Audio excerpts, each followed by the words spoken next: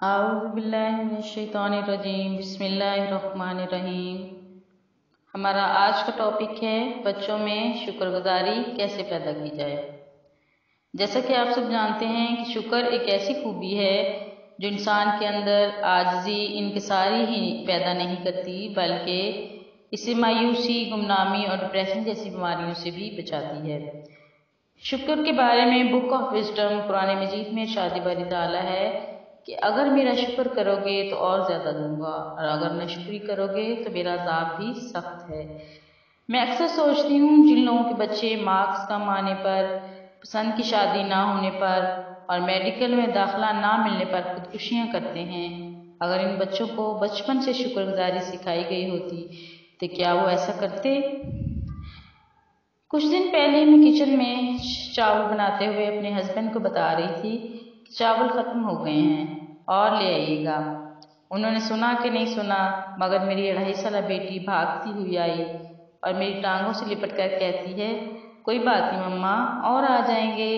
مجھے اس کی چھوٹے سے فکرے میں چھپی مثبت سوچ نے اندر تک سرشار کر دیا اور میرے دماغ میں اکثر یہ فکرہ گھومتا رہتا ہے، اور میں سوچتی ہوں کہ ہم بڑے زندگی کی بے رحم تپیڑوں سے گھبرانے کے بجائے یہ کیوں نہیں کہتے کہ کوئی بات نہیں، یہ وقت بھی تو گزر جائے گا، انشاءاللہ اچھا وقت ضرور آئے گا۔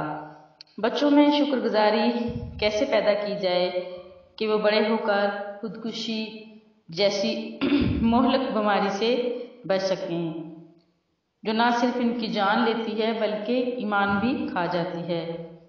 تو سب سے پہلے بچوں میں ایسے رویے اور ایسی حالات پیدا کیے جائیں کہ وہ شکر کا دامن تھام لیں، اور اس سلسلے میں بطور قرآن ٹیچر میں اپنے اسٹوڈنٹ کو شروع دن سے ہی یہ بات سکھاتی ہوں کہ روزانہ رات سونے سے پہلے 5 چیزوں کا نام لے کر شکر ادا کریں، جیسا کہ thanks Allah for giving my parent, thanks Allah for food, thanks Allah for sibling, thanks Allah for friendship. آپ کو سن کر یہ حیرت ہوگی کہ ہم مسلمان جن کی الہامی کتاب میں اللہ رب العزت شکر گزاری سکھانے کا حکم دیتے ہیں، ان کی بجائے امریکن اسکولوں میں یہ ایکٹیویٹی کروائی جا رہی ہے، کیونکہ وہ شکر کے جادو سے واقف ہو چکی ہیں۔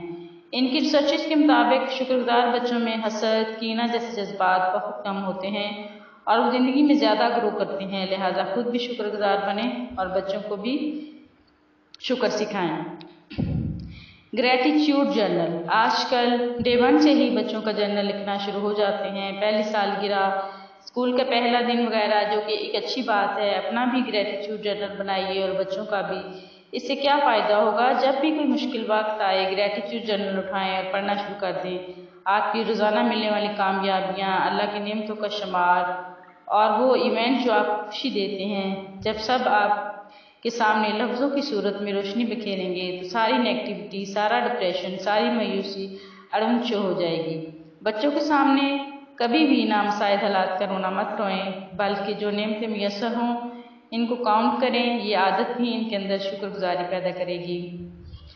جب بھی بچے کوئی اچھا کام کریں، ایک شکریہ نوٹ لکھیں اور اس گھر میں نمایاں جگہ پر چسپاں کر دیں۔ یہ بھی بہت اچھا طریقہ ہے بچوں میں شکر کا احساس ڈیولپ کرنے کا، کیونکہ جو انسانوں کا شکر گزار نہیں وہ رب کا بھی شکر گزار نہیں۔